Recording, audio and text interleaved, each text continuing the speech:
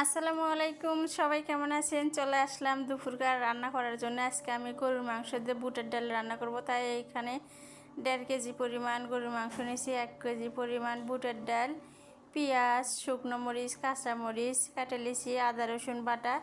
এখন আমি মাংসটা দিয়ে রেডি করছি, এর ভিতরে দিয়ে দিলাম বুটগুলা। আজকে হাতে মাখায় বুট আর মাংস একসঙ্গে মাখাবো, মাখিয়ে রান্না করব দুপুরবেলা। এটা ছিল আজকে দুপুরবেলার রান্না। দিয়ে দিলাম একে একে শুকনো মরিচ, কাঁচা মরিচ, পেঁয়াজ। এখন দিয়ে দিলাম হলে আদা রসুন বাটা। আদা রসুন জিরা একসঙ্গেই বেটে রাখি, আমি আলাদা করে কিছু রাখি না। যে 3টে জুল এক জায়গায় করে তরকারির ভেতরে দিতে হয়, তাহলে 3টে এক জায়গায় করে রাখলে সমস্যা কি। তারপরে দিয়ে দিলাম ধনিয়ার গুঁড়া।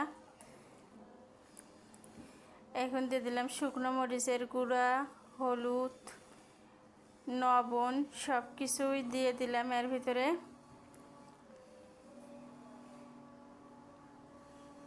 লবণটা দিয়ে দিলাম পরিমাণ মতো, যেটুকু লাগে এটুকু দিলাম, পরে লাগলে আবার দিব। হনে দিয়ে দিলাম 3টে তেজপাতা, দারচিনি, সাদা এলাচ, কালো এলাচ, কিছুটা তেল দিয়ে এখন হাতে মাখাবো এটা।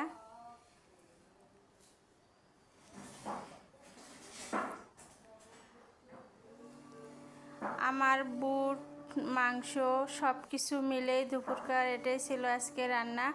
আমার রান্নাটা কেমন হয়েছে এটা সবাই একটু বলবেন, আর আমার পাশে থেকে ভিডিওটা সবাই দেখবেন। আল্লাহ হাফেজ।